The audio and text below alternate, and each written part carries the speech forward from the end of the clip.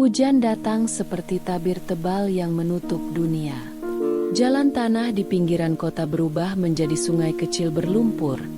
Atap seng desa bernyanyi dengan ritme yang berat, dan angin membawa bau tanah basah yang menusuk dada. Di sudut pemakaman kampung, di bawah pohon asam yang tua dan condong, seekor anjing hitam duduk menunduk di depan sebuah batu nisan yang baru. Bulunya basah, gemetar. Tapi tatapannya tidak bergeser dari nama yang terukir di sana. Nama itu milik seorang anak muda, sendirian sejak lama, yatim piatu sejak kecil, dan ditutup riwayatnya oleh kecelakaan sederhana yang konyol dan kejam. Anjing itu menunggu. Di bawah hujan yang tak memilih belas kasihan, ia menunggu seperti batu, seperti akar pohon yang mengikat tanah, seperti doa yang tak pernah selesai di bibir orang kampung. Orang-orang berlalu dengan payung, lalu menghilang bersama cuaca.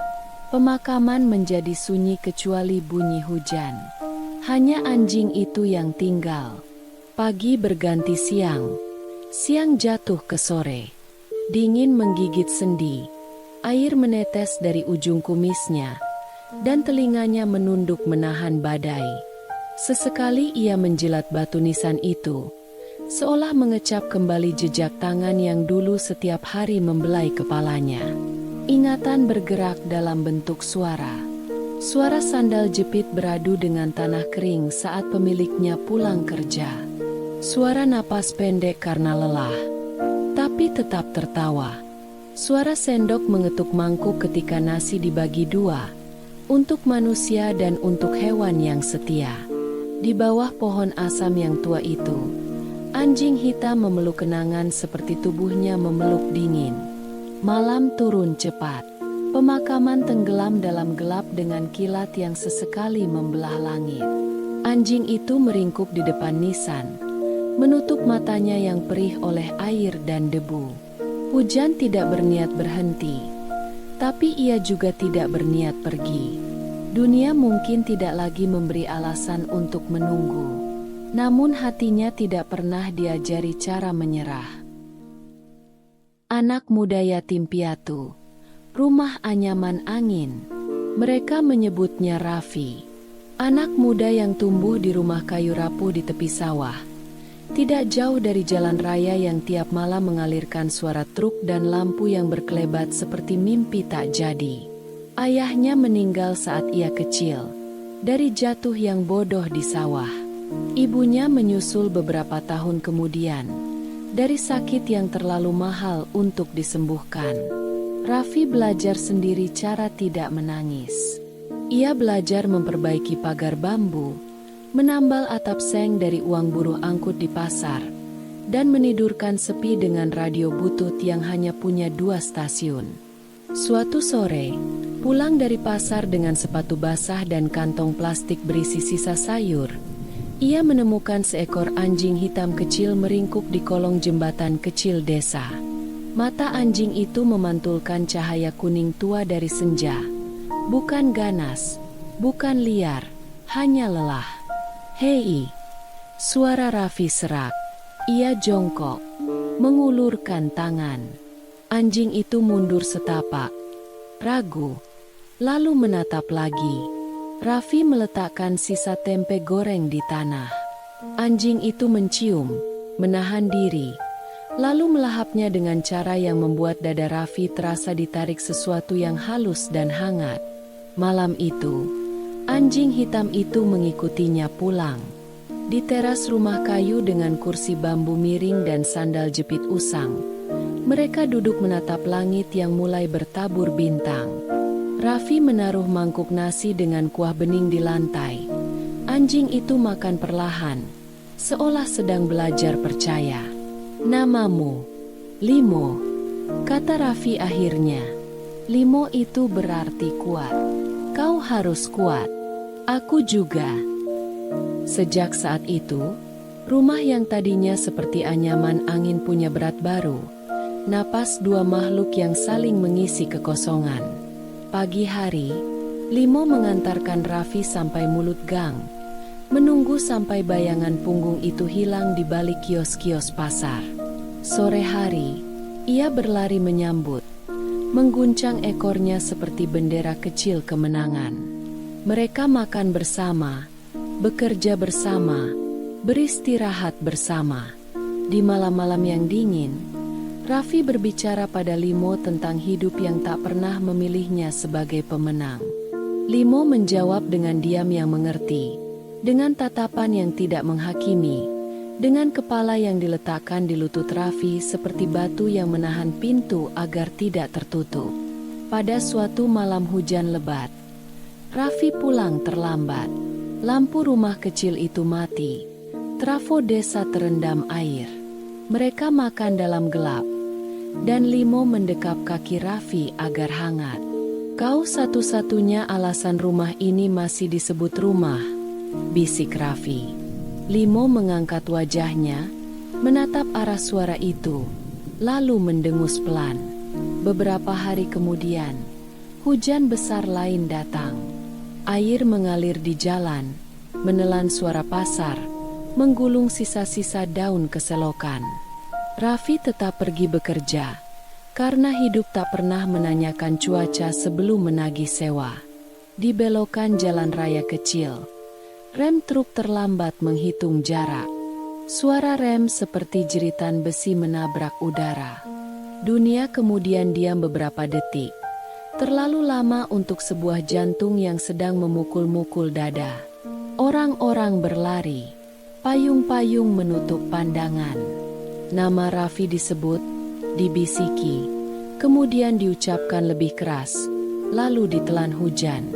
Kabar itu menumbuk kampung seperti batu dilempar ke danau yang tenang. Limo menunggu di mulut gang hingga sore menjadi ungu, lalu menjadi hitam. Ia berlari ke pasar, berputar di sekitar kios sayur, kembali ke rumah, lalu ke pasar lagi. Seakan arah bisa mengirimkan keajaiban. Malam itu, rumah kayu tidak lagi terasa seperti rumah. Kursi bambu tetap miring, sandal jepit tetap di depan pintu, radio butut tetap diam, tetapi udara kehilangan gravitasi. Keesokan paginya, orang kampung berjalan perlahan ke pemakaman di pinggiran kota. Hujan turun tanpa jeda, tanah menjadi liat. Payung-payung bergerak seperti perahu-perahu kecil. Limo mengejar rombongan itu, menembus hujan, terpeleset, bangkit lagi, dan tiba di bawah pohon asam tua ketika tanah merah mulai menutup peti. Ia tidak menggonggong. Ia hanya duduk, menatap, dan mengingat seluruh jalan pulang yang kini tidak lagi punya akhir. Penjaga nisan di bawah pohon asam. Hari-hari setelah kepergian Raffi terasa seperti waktu berhenti. Pemakaman kampung itu sepi di pinggir jalan raya. Hanya pohon asam besar yang berdiri membungkuk di atas pagar bambu tua. Di bawahnya, seekor anjing hitam duduk di depan gundukan tanah merah yang masih basah. Tidak ada rantai yang mengikatnya. Tidak ada perintah yang menahannya. Ia hanya tinggal. Setiap pagi, ketika kabut masih menggantung di atas sawah, orang-orang yang lewat melihat Limo duduk di sana. Bulunya selalu lembab, matanya redup, tapi tidak pernah lelah menatap nisan kecil yang baru. Ia tidak mengejar ayam yang berkeliaran, tidak menoleh pada anak-anak yang lewat membawa buku, tidak bergeming bahkan ketika suara pasar memanggil dari kejauhan. Orang-orang mulai memperhatikannya. Penjual sayur yang pulang dari pasar meninggalkan tulang ayam di dekatnya. Seorang petani tua yang pulang dari sawah menaruh segenggam nasi di daun pisang. Tapi Limo jarang makan. Ia hanya mencium, lalu kembali menatap tanah merah itu, seolah makan dari kenangan yang tidak bisa dilihat siapapun. Siang hari, matahari meneteskan panasnya ke tanah basah. Uap tanah naik, menutup udara dengan bau yang pengap. Limo tetap di sana. Lidahnya menjulur, napasnya berat, tapi tubuhnya menolak berpindah. Sore hari, hujan datang hampir setiap waktu. Rintik yang jatuh di atas daun asam berubah menjadi deras yang merobek udara, membasahi tubuh kurus Limo sampai bulunya menempel di kulit. Ia menggigil, merunduk, tapi tidak bergerak pergi. Malam hari, angin menurunkan kabut dingin ke halaman makam. Suara jangkrik menyelubungi batu-batu nisan. Lampu-lampu rumah kampung menyala redup di kejauhan, tapi tidak satu pun mendekat ke sana. Di tengah semua itu, Limo meringkuk di depan nisan, kepalanya menyentuh tanah, matanya terpejam dalam keheningan yang lebih berat dari tidur. Warga kampung mulai berbisik. Dia tidak mau pergi, seperti menunggu anak muda itu pulang. Hari berganti minggu. Rumput liar tumbuh di sela tanah merah. Daun-daun kering menumpuk di sekitar batu nisan. Limo tetap di sana. Tubuhnya makin kurus. Geraknya lambat, tapi matanya masih menatap titik yang sama setiap pagi. Seolah yakin bahwa suatu hari, bayangan yang ia tunggu akan muncul berjalan menyusuri jalan tanah dan duduk di sampingnya seperti dulu. Hujan deras turun hampir tiap malam. Bulunya tidak pernah benar-benar kering. Tapi ia tidak mau pulang, karena rumahnya telah dikubur bersama Raffi. Malam panjang di pinggiran kota. Malam itu, badai datang seperti amarah yang menahun. Langit memekik, petir mencabik-cabik udara, dan hujan turun begitu deras hingga jalan tanah berubah menjadi sungai.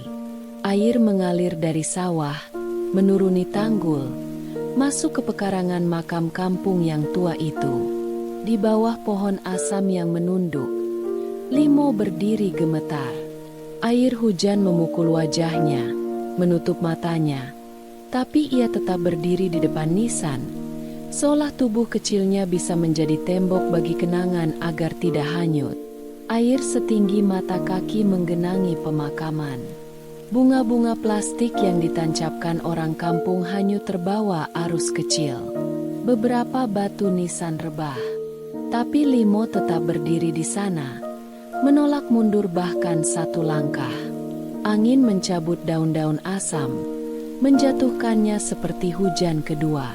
Petir menyambar jauh di bukit, menyalakan siluet menara masjid di kejauhan seperti gambar dalam mimpi buruk. Limo menggigil hebat, nafasnya pendek, dadanya naik turun cepat. Ia menundukkan kepala, menekan dagunya ke tanah, menahan tubuhnya agar tidak tumbang dalam arus air yang makin deras. Di dadanya, kenangan berputar. Tangan Raffi mengelus kepalanya saat malam hujan pertama mereka. Suara tawa muda itu saat ia mengunyah tulang ayam di teras. Suara sandal jepit basah melangkah ke dapur.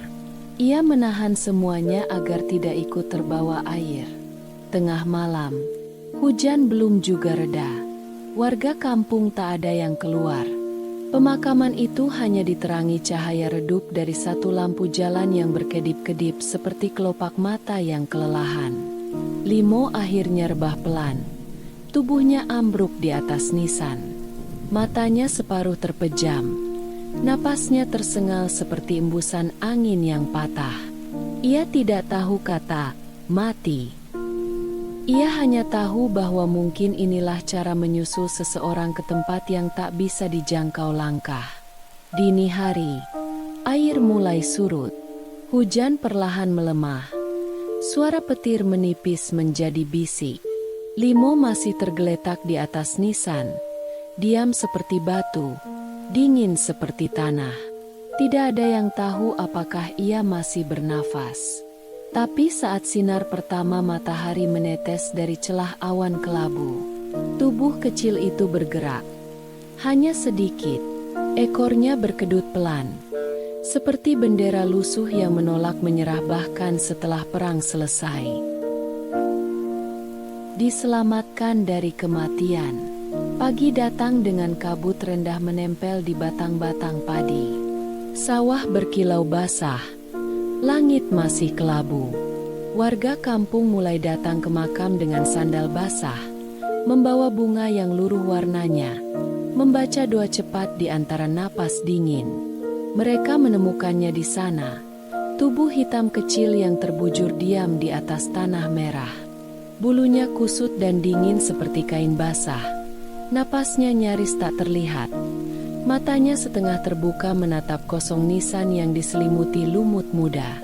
"Ini anjingnya Raffi," bisik seorang lelaki parubaya. Suaranya pecah. "Dia belum pernah pergi dari sini." Dua anak muda mengangkat tubuh itu perlahan. Takut membuatnya patah. Limo lemas. Hanya ekornya yang bergerak pelan, seperti isyarat samar bahwa nyawanya masih ada.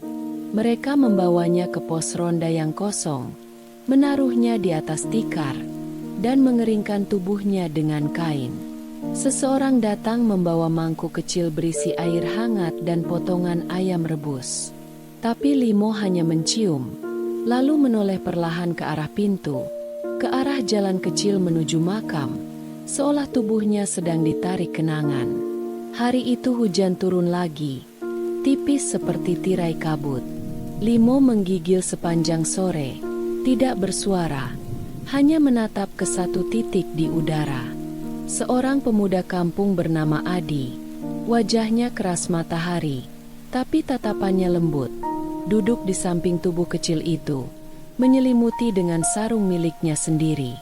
Ia berbicara pelan, suara yang lebih mirip doa daripada ajakan hidup.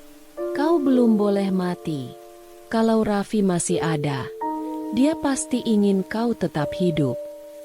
Malamnya, Limo mencoba berdiri. Kakinya goyah, tubuhnya jatuh, tapi matanya menatap ke arah makam yang tak terlihat dari sana.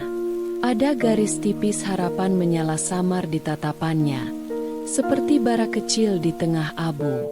Hari-hari berikutnya, warga kampung bergiliran merawatnya. Mereka memberi makan, mengelus kepala kecil yang dulu hanya mereka lihat dari jauh. Tapi setelah makan, Limo selalu berjalan terseok ke arah pagar makam, menabrak, jatuh, lalu bangkit, menatap ke arah pohon asam, seperti jarum kompas yang menolak berubah arah. Beberapa malam, ia menghilang diam-diam dari rumah Adi yang menampungnya sementara. Dan selalu, orang-orang menemukannya kembali di pagi hari, duduk diam di depan nisan Raffi, bulunya basah oleh embun, tubuhnya menggigil, tapi ekornya bergerak pelan saat mendengar suara sandal seseorang mendekat. Rumah baru, janji yang lama, suatu pagi yang tenang, langit desa bersih seperti halaman buku yang baru.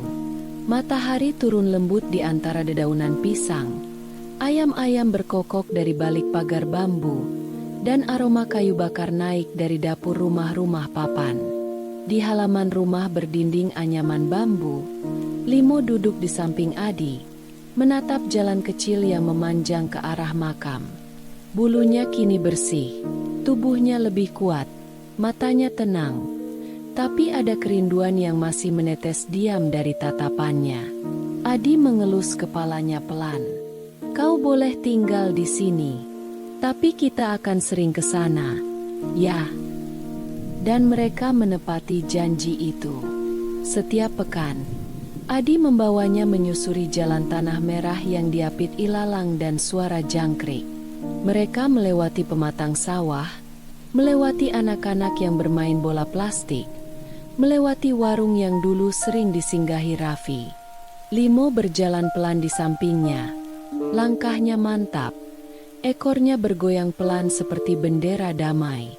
Setiap kali mereka tiba di makam, Limo akan duduk diam di depan nisan itu. Ia tidak menggonggong, tidak meratap, hanya duduk, memandang, dan kadang meletakkan kepalanya di tanah, seolah berkata, "Aku masih di sini, meski dunia sudah berubah." Warga kampung yang lewat sering berhenti sejenak. Beberapa tersenyum kecil, beberapa menunduk, beberapa hanya berdiri diam lalu berjalan lagi tanpa bicara. karena tak ada kata yang cukup untuk menjelaskan kesetiaan seperti itu. Matahari sore menurun pelan di balik bukit. Bayangan pohon asa memanjang di atas tanah merah. Limo masih duduk diam, tubuhnya tegak, matanya lembut.